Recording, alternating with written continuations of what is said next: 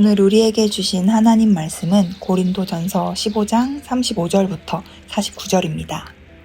누가 묻기를 죽은 자들이 어떻게 다시 살아나며 어떠한 몸으로 오느냐 하리니 어리석은 자여 내가 뿌리는 씨가 죽지 않으면 살아나지 못하겠고 또 내가 뿌리는 것은 장래의 형체를 뿌리는 것이 아니요 다만 밀이나 다른 것의 알맹이 뿐이로되 하나님이 그 뜻대로 그에게 형체를 주시되 각 종자에게 그 형체를 주시느니라.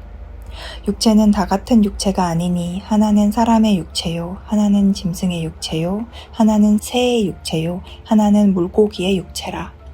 하늘에 속한 형체도 있고 땅에 속한 형체도 있으나 하늘에 속한 것의 영광이 따로 있고 땅에 속한 것의 영광이 따로 있으니 해의 영광이 다르고 달의 영광이 다르며 별의 영광도 다른데 별과 별의 영광이 다르도다.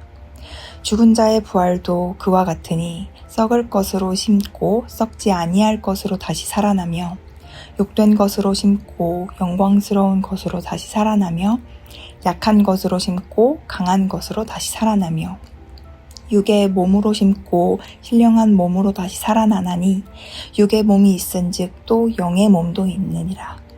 기록된 바 첫사람 아담은 생령이 되었다 함과 같이 마지막 아담은 살려주는 영이 되었나니 그러나 먼저는 신령한 사람이 아니요 육의 사람이요 그 다음에 신령한 사람이니라.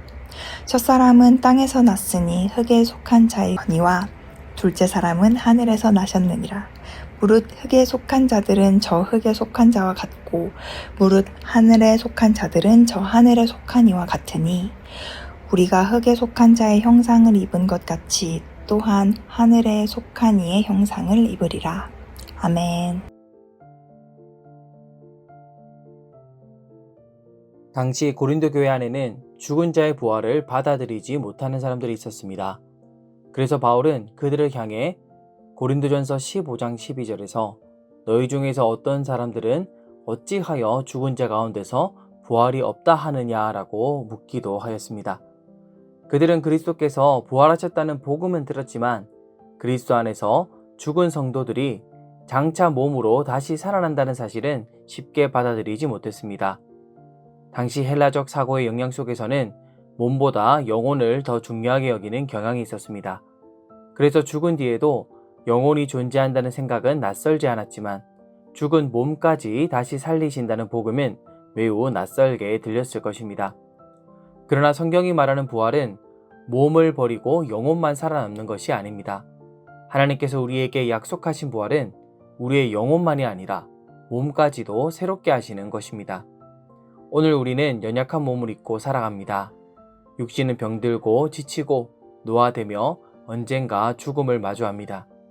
그러나 오늘 말씀은 이 몸의 연약함이 우리의 마지막이 아니라고 말합니다. 하나님께서는 그리스도 안에서 우리에게 썩지 않고 영광스러운 부활의 몸을 주실 것입니다. 오늘 말씀을 통해 완전한 부활의 소망을 더욱 견고히 붙드는 저와 여러분 되시길 예수님의 이름으로 축원합니다. 첫째로 우리는 하나님께서 그 뜻대로 새 형체를 주시는 분임을 믿어야 합니다. 본문 38절은 이렇게 말합니다. 하나님이 그 뜻대로 그에게 형체를 주시되 각 종자에게 그 형체를 주시느니라. 바울은 죽은 자의 부활을 이해하지 못하는 고린도 성도들에게 씨앗의 비유를 들려줍니다. 씨앗을 땅에 심으면 겉으로 보기에는 사라지는 것처럼 보입니다. 썩는 것처럼 보이고 죽는 것처럼 보입니다. 그러나 그것이 끝이 아니죠. 그래서 바울은 36절에 이렇게 말합니다. 어리석은 자여 내가 뿌리는 씨가 죽지 않으면 살아나지 못하겠고 씨앗이 땅에 심겨 죽는 것처럼 보일 때 사람의 눈에는 모든 것이 끝난 것처럼 보입니다. 그러나 하나님께서는 그 죽음 같은 자리에서 새 생명을 자라게 하십니다. 그런데 땅에 심긴 작은 알맹이가 그대로 다시 나오는 것이 아닙니다. 하나님께서는 그 씨앗에 맞는 새로운 형체를 주십니다. 밀 씨앗에서 밀이 나고 보리 씨앗에서는 보리가 납니다. 씨앗과 그 자라난 식물은 모습이 다르지만 서로 아무 상관이 없는 것이 아닙니다. 씨앗에서 생명이 이어지고 하나님께서 그 생명에 합당한 형체를 주시는 것입니다. 마찬가지로 성도의 부활도 그렇습니다. 우리의 육신이 씨앗처럼 땅에 묻힐 때 사람의 눈에는 그것이 끝처럼 보입니다. 몸은 썩고 사라지고 죽음이 모든 것을 삼킨 것처럼 보입니다. 그러나 하나님께서는 그 죽음의 자리에서 우리를 다시 살리십니다. 그리고 지금의 연약하고 썩어질 몸을 그대로 반복하게 하시는 것이 아니라 하나님의 뜻대로 새롭고 영광스러운 부활의 몸을 주십니다. 바울은 부활이 죽은 몸이 다시 예전 상태로 그대로 돌아오는 일이 아니라고 말합니다. 부활은 하나님께서 죽은 자를 다시 살리시고 그에게 새 형체를 주시는 일입니다. 고린도 교회 성도들은 죽은 몸이 썩어 없어지는 현실만 보았습니다. 그러나 바울은 그 너머에서 일하시는 하나님을 보라고 말합니다. 죽음이 끝인 것처럼 보여도 하나님께서는 그 뜻대로 새 형체를 주시는 분이십니다. 바울은 이어서 하나님께서 얼마나 다양한 몸과 영광을 주시는 분인지 말합니다. 39절에서 사람의 육체와 짐승의 육체, 새의 육체와 물고기의 육체가 다르다고 말합니다. 하나님께서는 각각의 생명에게 각각의 자리에 맞는 몸을 주셨습니다. 새에게는 하늘을 날 수 있는 몸을 주셨고 물고기에게는 물속에서 살 수 있는 몸을 주셨습니다. 또 40절과 41절에서는 하늘에 속한 형체와 땅에 속한 형체의 영광이 다르고 해와 달과 별의 영광도 다르다고 말합니다. 하나님께서는 피조물마다 각각의 몸과 각각의 영광을 주시는 분입니다. 그렇다면 하나님께서 죽은 성도에게 부활의 몸을 주시는 것은 어떠할까요? 씨앗에게 새 형체를 주시는 하나님께서 그리스도 안에서 죽은 자들에게도 새롭고 영광스러운 부활의 몸을 주실 것입니다. 성도 여러분, 우리의 몸은 약합니다. 병들 수 있고 지칠 수 있고 언젠가는 죽음을 맞이합니다. 그러나 그것이 우리의 마지막은 아닙니다. 우리는 썩어 없어질 몸만 바라보는 사람들이 아니어야 합니다. 우리는 하나님께서 그 뜻대로 새 형체를 주시는 분임을 믿고 살아가야 합니다. 그러므로 오늘의 육신의 연약함 속에서도 낙심하지 마시기 바랍니다. 죽음의 현실 앞에서도 절망하지 마시기 바랍니다. 우리의 몸은 무덤에서 끝나는 것이 아닙니다. 하나님께서 그리스도 안에서 우리를 다시 살리시고 우리에게 썩지 않고 영광스러운 부활의 몸을 주실 것입니다.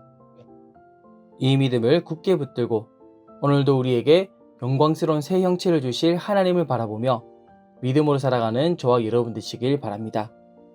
둘째로 우리는 하늘에 속한 이의 형상을 입게 됨을 믿어야 합니다.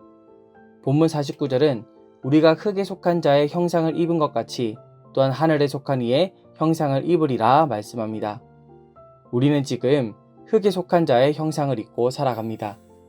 연약하고 병들고 결국 죽음을 피할 수 없는 몸을 입고 살아가죠. 그러나 그리스도 안에 있는 우리는 이 모습으로 끝나지 않습니다.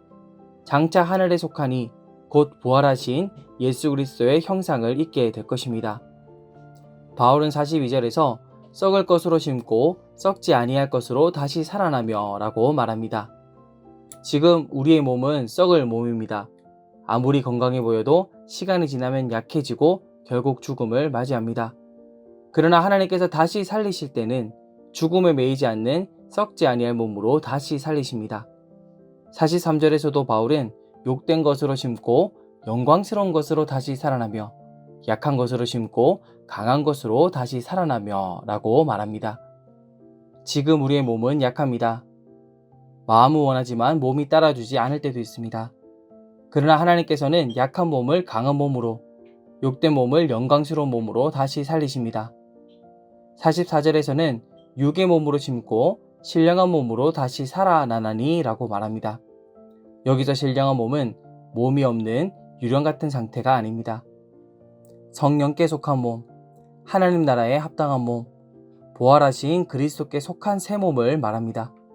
그러므로 부활은 몸을 버리는 것이 아니라 하나님께서 우리의 몸을 새롭게 하시는 일입니다.